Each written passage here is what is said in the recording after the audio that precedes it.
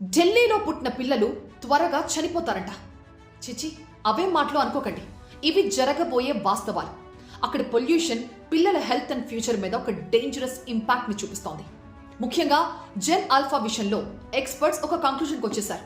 ఈ జనరేషన్ ఎక్కువ కాలం బతకరంట. ఈ భయంకరమైన పొల్యూషన్ పిల్లల్లో డెవలప్మెంటల్ హార్మ్ తో పాటుగా వాళ్ళు ఎప్పుడూ రోగాల బారిన పడేలా చేయటం, వాళ్ళు ఎప్పుడూ ఇన్ఫెక్షన్స్ బారిన పడటం అండ్ డమ్ గా ఉండటం, అకాడమిక్స్ లో వెనక పడిపోవడం, చురుకుదనం లేకపోవడంతో పాటు వాళ్ళ ఆయుష్ని కూడా తగ్గించేస్తుందట. దీనంతటికీ కారణం జస్ట్ గాలి పీల్చటం. ఢిల్లీలో ఒక 5 ఏళ్ల క్రితం పుట్టిన పిల్లలు వాళ్ళ సగం జీవితంలో విషం నిండిన గాలినే పీల్చారు. అసలు సగం మంది పిల్లలు ఢిల్లీలో స్కూల్స్కే పోవట్లేదు, ఆన్లైన్ క్లాసులే ఈ పొల్యూషన్ కారణంగా. ఇక స్కూల్కి వెళ్లే ఆ పిల్లలు కూడా క్లాస్ రూమ్ వదిలి బయట ప్లే గ్రౌండ్ కి రారు. ఢిల్లీలో ప్లే గ్రౌండ్స్ అన్ని జీరో గ్రౌండ్స్ లాగా కనిపిస్తున్నాయి. ఈ పిల్లలంతా ఏం పాపం చేశారు?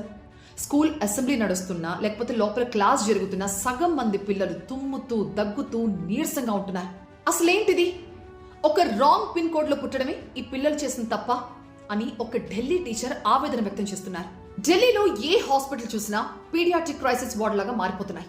ఎక్కడ చూసినా జామ్ అయిపోయి ప్యాక్ అయిపోయి పేషెంట్స్ తో నిండిపోతున్నాయి.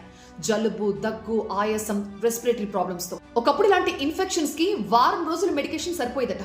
కానీ ఇప్పుడు కనీసం 2 వారాల మెడికేషన్ ఇస్తే తప్ప పిల్లలు మళ్ళీ నార్మల్ అవ్వట్లేదట.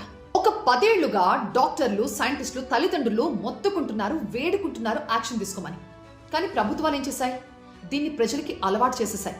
ఇది స్మాగ్ సీజన్, మీరు బయటకు వెళ్ళకూడదు, ఒకవేళ బయటకు వెళ్తే మాస్క్ వేసుకోండి, ఇంట్లో ఎయిర్ ప్యూరిఫైర్లు పెట్టుకోండి, పిల్లల విషయంలో జాగ్రత్తలు తీసుకున్నట్టు దీన్ని నార్మలైజ్ చేసేసారు. ఇప్పటికిప్పుడు ఢిల్లీ వాసులకు ఏం కావాలో తెలుసా?